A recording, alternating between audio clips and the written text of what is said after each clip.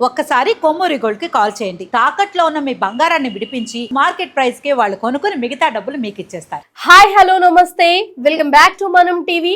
నేను మీ రమ్య. మనం టీవీ ఉంది మన కోసం. నిజాన్ని నిక్కచ్చుగా ప్రజలకు తెలియజేసే ప్రయత్నంలో మనం టీవీ ఎప్పుడూ ముందే ఉంటుంది. సో ఈ రోజు మనం వెస్ట్ బెంగాల్లో మమతా బెనర్జీ సీఎం అవుతుందా లేక ఓడుతుందా, మాజీ సీఎం అవుతుందా అన్నది మనం తెలుసుకునే ప్రయత్నం చేద్దాం. సో దాంట్లో భాగంగానే ఈ వెస్ట్ బెంగాల్ పాలిటిక్స్ గత కొన్ని దశాబ్దాలుగా చూస్తున్న సీనియర్ జర్నలిస్టులు ఎంతోమంది ఉన్నారు. సో అప్పటికి ఇప్పటికి ఎలా ఉంది, ఏమైనా డెవలప్మెంట్ ఉందా లేదా, అసలు మమతా బెనర్జీని వెస్ట్ బెంగాల్ ప్రజలు ఒప్పుకుంటారా సీఎంగా లేదా, లేకపోతే ఓడేలా చేస్తారా, అసలు ఎవరికి ఓట్స్ వేశారు లేదు అన్నది తెలుసుకునే ప్రయత్నం చేద్దాం. అండ్ మెయిన్గా ఎవరైతే ఈ ఎలక్షన్స్ అప్పుడు మమతా బెనర్జీ చేసిన ఆరోపణలు బీజేపీ పైన, ఎలక్షన్ కమిషన్ అంతా కూడా బీజేపీ వైపే ఉంది, ఈవీఎం మిషన్లు, సీసీటీవీ ఫుటేజ్, ఈ ఇష్యూస్ అన్ని కూడా క్లియర్ చేసుకునే ప్రయత్నం చేద్దాం. ఒక సీనియర్ జర్నలిస్ట్ కాల్ చేసి మనం ఇవన్నీ కూడా ఒకసారి తెలుసుకునే ప్రయత్నం అయితే చేద్దాము. సో కాల్ చేస్తున్నాను. సార్ నమస్కారం అండి. నమస్తే అండి. సార్ మనం టీవీ నుంచి కాల్ చేస్తున్నాము. ఇప్పుడు ఏదైతే మమతా బెనర్జీ ఇష్యూ సోషల్ మీడియాలో వైరల్ అవుతుంది, ఈవీఎం మిషన్స్ గురించి కావచ్చు, లేకపోతే ఈ ఎలక్షన్ కమిషన్ అంతా కూడా బీజేపీకే సపోర్ట్గా ఉంది అని మమతా బెనర్జీ ఆరోపిస్తున్నారు. ఇది ఎంతవరకు నిజం అంటారు, లేకపోతే ఓడిపోతాను అన్న భయంతో ఇలాంటి నిందలు బీజేపీ పైన వేస్తుంది అంటారా? ఇక్కడ టూ థింగ్స్ మనం నోటీస్ చేసుకోవాలండి ఈ విషయంలో. మమతా బెనర్జీ పోరాడుతుంది బీజేపీ మీద అనేది ఒక మాట అయితే, ఇంకొక విషయం ఏంటంటే మమతా బెనర్జీ చేసిన తప్పుల వల్లే ఈ రోజు ఆ భయం అని మనం చెప్పొచ్చు. ఇక్కడ ఆ విషయం ఎందుకు వచ్చిందంటే, చేసిన తప్పుల వల్లే ఈ భయం అని రీసెంట్ గానే ఒక ఫుటేజ్, సీసీ ఫుటేజ్ ఒకటి రిలీజ్ చేసింది మమతా బెనర్జీ టీమ్. అందులో ఏంటంటే ఈవీఎంస్ ట్యాంపర్ చేస్తున్నారు అనేది ప్రధాన వాదనగా ఉంది. కొంతమంది కూర్చొని ఆ ఈవీఎంస్ కి సంబంధించిన చెకింగ్స్ అవి నడుస్తుంటాయి సీసీ ఫుటేజ్ లో. సో అక్కడ ఏంటంటే చాలా మందికి ఏంటంటే ప్రజలకి మొత్తం కూడా పక్కతో, అంటే ఈవీఎంస్ ట్యాంపరింగ్ చేయడం, రేపు ఒకవేళ ఓడిపోయినా కూడా ఈవీఎం ట్యాంపరింగ్ వల్లే నేను ఓడిపోయాను, బీజేపీ ఈవీఎం ట్యాంపరింగ్ చేసింది, నేను ముందే చెప్పే ప్రయత్నం చేశాను, దానికోసం నేను పోరాడాను అని చెప్పే ప్రయత్నంలో భాగంగా ఇదంతా కూడా మమతా బెనర్జీ చేస్తుంది అనే ఒక వాదన అయితే వినిపిస్తోంది. ఇక్కడ మమతా బెనర్జీ గత 15 ఏళ్లుగా మనం చూసుకుంటే సీఎం గా ఉన్న పరిస్థితి వెస్ట్ బెంగాల్ కి. మమతా బెనర్జీ ఏం చేసిందా, వెస్ట్ బెంగాల్ ఏ రేంజ్ లో డెవలప్ అయిందా అనేది మనం మాట్లాడుకుంటే, వెస్ట్ బెంగాల్ పీపుల్ ఇప్పటికి కూడా స్టిల్ అక్కడ పరిస్థితి చాలా దుర్భరంగా ఉందని చెప్పుకోవాలి. ఓకే, చాలా మంది జనాలు అసంతృప్తితో ఉన్నారు. సహజంగానే బేసిక్ గా 15 సంవత్సరాలు అంటే బేసిక్ గా ఎవడైనా కొంతవరకు ఏంటంటే వ్యతిరేకత వస్తది, ఒకే పర్సన్ సీఎం గా కొనసాగుతూ ఉంటే. సో ఆ వ్యతిరేకత ఒకటి. దాంతో పాటు ఏంటంటే ఆవిడ చేసిన పెద్ద తప్పు ఏంటంటే, సింపుల్ గా చెప్పాలంటే కింద స్థాయిలో ఉన్న వాళ్ళ సొంత పార్టీ, అంటే తన సొంత పార్టీ ఏదైతే టీఎంసీ ఉందో ఆ నాయకుల్ని కంట్రోల్ చేయలేకపోయింది. ఆ నాయకుల ఆగడాలకి అడ్డుపు లేదు, సింపుల్ గా చెప్పాలంటే. ఇక్కడ నేను కొన్ని విషయాలు చెప్తాను మీకు. ఉపాధ్యాయుల ఉద్యోగాలు అమ్ముకున్నారు వెస్ట్ బెంగాల్లో, అదొక పెద్ద డిస్కషన్ అయింది గతంలో. రేషన్ బియ్యం స్కామ్ చేశారు. ఇవన్నీ కూడా ఏంటంటే జనాలకి బాగా కోపం తెప్పించారు అనమాట. అలాగే ఇంకొక ఇన్సిడెంట్ జరిగిందండి, సందేశ్ ఖాళీ అని చెప్పి ఒక ఊళ్ళో ఆ టిఎంసి పార్టీ నాయకుడు మహిళపై, అక్కడ మహిళలు ఉంటారు కదా ఊళ్ళో, ఆ మహిళల మీద అఘాయిత్యాలకు పాల్పడ్డాడు. అవి బిగ్ మైనస్ గా అయినాయి అనమాట మమతా బెనర్జీకి. అప్పుడు మమతా బెనర్జీ క్వశ్చన్ చేయలేదు, దాని గురించి ప్రశ్నించలేదు అనే వాదన ఉంది. తర్వాత ఏదో దిద్దుబాటు చర్యలు తీసుకున్నా కూడా చాలా మంది మహిళల్లో అది ఉంది. అందుకే మహిళలు కొంచెం మమతకు వ్యతిరేకమయ్యే అవకాశం ఉంది అనే ఒక వాదన అయితే ఉంది. ఇక్కడ విషయం ఏంటంటే అండి, మహిళలే పెద్ద ఓటు బ్యాంక్ అనమాట మమతా బెనర్జీకి. ఎప్పటి నుంచో మహిళలే తోడుగా ఉంటూ వస్తున్నారు మమతా బెనర్జీ. ఎందుకంటే ఒక మహిళా సీఎం అయితే మహిళలకి మంచి చేస్తుందనే ఉద్దేశంతో మహిళలు ఎప్పటి నుంచో కూడా మమతా బెనర్జీకి అండగా ఉంటూ, మమతా బెనర్జీ విషయంలో ఓటు వేసే విషయంలో మమతా బెనర్జీకి ఖచ్చితంగా ఓటు వేసేవాళ్ళు మహిళలు. ఇప్పటి వరకు ఆవిడ గెలుస్తూ వచ్చిందంటే కారణమే మహిళలు. రఫీ గారు, ఇక్కడ ఒక మహిళల మీద చెప్పండి. ఇక్కడ ఒక చిన్న సందేహం ఉంది అండి. మీరు ఇంతకు ముందు అన్నట్టుగా ఒక మహిళా సీఎం అయితే మహిళలందరికీ కూడా మంచి జరుగుతుంది అన్నది ప్రతి ఒక్క ఆడపిల్లలో ఉంటుంది. ముఖ్యంగా గ్రామ స్థాయిలో కూడా ఒక మహిళ సర్పంచ్ అయితే మా అక్కే కదా సర్పంచ్, మహిళలకంతా కూడా మంచి జరుగుతుంది అని నమ్మే ప్రజలు వీళ్ళందరూ కూడా, ఆడపిల్లలైనా సరే మహిళలైనా సరే.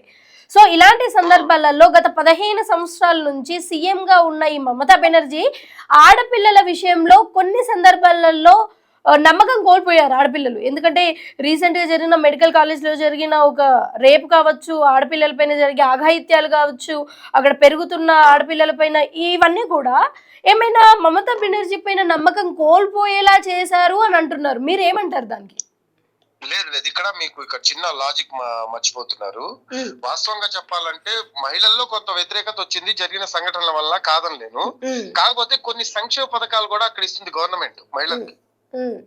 అదేంటంటే మీరు లక్ష్మీర్ భాండార్ అని చెప్పి ఒక పథకం ఇస్తుంది. ఎస్సీ ఎస్టీ మహిళలకి 1700 ఇస్తున్నారు. మామూలు మహిళలకి ఏంటంటే 1200 1500 ఇస్తున్నారు అమౌంట్. ఇదేంటంటే మహిళలకు ఇస్తున్నారు అన్నమాట. ఒకవేళ గనక ఈ మా దీది ఓడిపోతే ఈ నెల పడే అమౌంట్ ఉంది కదా, అది ఆగిపోయే అవకాశం ఉంది అని చెప్పి మహిళలు కూడా ఆలోచించే అవకాశం ఉంది. బట్ దీనికి ధీటుగా బీజేపీ నెలకు ప్రతి మహిళకు ప్రతి నెల 3000 అందజేస్తాము అని ఒక హామీ ఇచ్చింది కదా. సో ఈ హామీని నమ్మే అవకాశం ప్రజలలో ఉందా? ఖచ్చితంగా. ఒకవేళ గనక అంటే ఓటు ఖచ్చితంగా ఇదవుతే గనక, డైవర్ట్ అయితే గనక బీజేపీ హామీల్ని కూడా ప్రజలు తీసుకున్నారని మనం అనుకోవచ్చు. ఎందుకంటే అండి ఇక్కడ బెంగాల్లో స్టార్టింగ్ నుంచి కూడా ఎప్పుడు కూడా బీజేపీకి అసలు బలం లేదు. అక్కడ ఎప్పుడు కూడా కమ్యూనిస్టులు కావచ్చు, కమ్యూనిస్టులు ఎప్పుడు పార్టీలు అధికారంలో ఉండేవాళ్ళు గతంలో. తర్వాత కాంగ్రెస్ ఏమో ప్రతిపక్షంగా ఉండేది, ప్రధాన ప్రతిపక్షంగా. అప్పుడు ఆ రెండు పార్టీలే ఉండేది. తర్వాత ఏంటంటే టీఎంసీ ఏంటంటే వచ్చి ఏంటంటే ప్రజల్లో ఒక నమ్మకాన్ని కూడగట్టుకుంది. టీఎంసీ గెలుస్తూ వస్తుంది. అయితే టీఎంసీ నాయకులు చేస్తున్న ఈ రౌడీయిజం ఉంది కదా, వాళ్ళు చేసే అవినీతి జనాల్లో ఏంటంటే కోపానికి కారణమయ్యి ఈసారి మమతా బెనర్జీ ఓటై పాలయ్యే అవకాశం ఉంది అనేది సర్వేలు కూడా చెప్తున్న పరిస్థితి కనిపిస్తుంది. మెయిన్ రీజన్ ఏంటంటే కేవలం బీజేపీ ప్రత్యామ్నాయ శక్తిగా, అంటే మమతకి ప్రత్యామ్నాయం ఎవరు లేరు అక్కడ. కమ్యూనిస్టులు వెళ్ళిపోయారు, కాంగ్రెస్ కూడా ప్రస్తుతం లేని పరిస్థితి. బీజేపీ ఎదుగుతుంది. ఇప్పుడు బీజేపీ ప్రత్యామ్నాయంగా బలం వచ్చింది, పుంజుకుంది. కాబట్టి మమత ఖచ్చితంగా ఓడిపోయే అవకాశం ఉంది. గతంతో కంటే కూడా బీజేపీ ఈసారి ఎక్స్ట్రాడినరీ మెజార్టీతో వెస్ట్ బెంగాల్ లో గెలవబోతుంది అని చెప్పి కూడా సర్వేలు చెప్పినాయి. ప్రతి సర్వే కూడా బీజేపీకే పట్టం కట్టిన పరిస్థితి. కానీ సర్వేలు కూడా మనం తీసుకోలేం. కాబట్టి నా ఒపీనియన్ ఏంటంటే కేవలం మమతను అక్కడ ఢీకొట్టాలంటే బీజేపీ వల్లే అవుతుంది అని అయితే నేను క్లియర్ గా చెప్పగలను. ఎందుకంటే అక్కడ ఉన్న మోడీకి చెప్పండి, అంటే ఇంతకు క్రేజ్ కావచ్చు. అయితే మమతా బెనర్జీకి ఇంతకు ముందు ధీటుగా అసలు ఏ రాజకీయ పార్టీ లేదు, రాజకీయ నాయకులు లేరు. అందుకే గత 15 సంవత్సరాల నుంచి కూడా మమతా బెనర్జీనే సీఎం అవుతూ వచ్చింది అని మనందరికీ తెలుసు. బట్ ఈ మమతా బెనర్జీ కంటే ముందు కూడా కమ్యూనిస్టు పార్టీలే వెస్ట్ బెంగాల్లో పరిపాలించేవి అని మీరు అన్నారు. అలాగే మీరు దశాబ్దాలుగా వెస్ట్ బెంగాల్ పాలిటిక్స్ ఇవన్నీ కూడా చూస్తూ ఉన్నారు. కాబట్టి ఈ కమ్యూనిస్ట్ పార్టీ ఉన్నప్పుడే ఎక్కువ డెవలప్మెంట్స్ అండ్ ఎక్కువ మంచిగా ఉండే పరిపాలన ఇప్పుడు కొంచెం డౌన్ అయింది అన్న టాక్ కూడా వినిపిస్తుందండి. మరి దాని మీద మీరు ఏమంటారు రవి గారు? సింపుల్ గా చెప్పాలంటే మమత, కమ్యూనిస్టులు, కాంగ్రెస్ ఇవన్నీ కూడా ఎవరు కూడా చేసిందేమీ లేదు బెంగాల్ కి. బెంగాల్ అప్పుడు ఎలా ఉందో ఇప్పుడు కూడా అలాగే ఉంది. ఎందుకు ఉందంటే అవినీతి మరకలు చాలా ఉన్నాయి. మమతా టీం కి కావచ్చు, గతంలో లెఫ్ట్ పార్టీలు కూడా అధికారం కోల్పోవడానికి కారణం కూడా అదే, అవినీతి మరకలే. సో ఇటువంటి అవినీతి మరకలు ఉన్నప్పుడు ప్రజలు ఏంటంటే స్వాగతించరు అనేది ఒక టాక్ ఉంది బెంగాల్ ప్రజలు.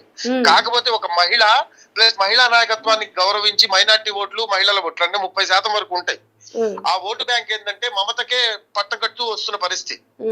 ఈసారి వాళ్ళు కొంచెం విడిపోయే అవకాశం ఉంది, మమతకి వ్యతిరేకంగా ఓట్లేసే అవకాశం ఉంది అనేది జరిగిన సంఘటనల ఆధారంగా చెప్తున్న పరిస్థితి. ఇంకో విషయం ఏంటంటే మోడీ కూడా గతంతో కంటే కూడా ఈసారి అక్కడ ప్రచార బాధ్యతలు బాగా తీసుకున్నారు. దాంతో పాటు హిందువుల ఓట్లను ఏకం చేసే వ్యూహాలు రచించారు. ఓకే, అక్కడ ఏంటంటే బలమైన పార్టీగా బీజేపీ ఎదిగింది ప్రస్తుతం, నో డౌట్. దాంట్లో టీఎంసీ తర్వాత ఎవరంటే బీజేపీ అంటారు. ఇప్పుడు రాబోయే రిజల్ట్స్ తర్వాత బీజేపీ తర్వాత టీఎంసీ అనాలేమో అన్నట్టు పరిస్థితి తయారైంది అనమాట. అంటే అలా ప్రజల్లో ఒక ఇది వచ్చేస్తుంది అనమాట. పథకాలు ఇచ్చింది మమత కరెక్టే, ఆ పథకాలు ఏంటంటే ఎంతవరకు ప్రజలకి చేరాయనేది కూడా ఇంకో క్వశ్చన్ ఉంది. అవును, ఆ పథకాలు మహిళలకు ఎంత మేర చేరాయి అన్నది క్వశ్చన్ ఉంది. ఇంత మేర అవినీతి జరుగుతుంటే మమత ఎందుకు మాట్లాడలేదు? ఇంత మేర అఘాయిత్యాలు జరుగుతుంటే, అక్రమాలు జరుగుతుంటే, దారుణాలు జరుగుతుంటే మమత ఎందుకు మాట్లాడలేదు? ఈ రోజు కూడా వెస్ట్ బెంగాల్లో ప్రజల దుస్థితి ఇంకా దారుణంగానే ఉంది. అవును, ఏ రోజు కూడా ప్రజల దుస్థితి మారిన పరిస్థితి లేదు. రఫీ గారు, ఈ ఫ్రీ బస్ అనే పథకం కూడా ప్రజలలో ఎక్కువ అసలు చేంజ్ చేసింది అని చెప్పొచ్చు. ఇప్పుడు మన తెలంగాణలో చూసినా, ఆంధ్రప్రదేశ్లో చూసినా, వేరే ఏ రాష్ట్రంలో చూసినా సరే ఫ్రీ బస్ అనే మాట వినగానే ఆ పార్టీ గెలిచింది అని చెప్పుకోవచ్చు.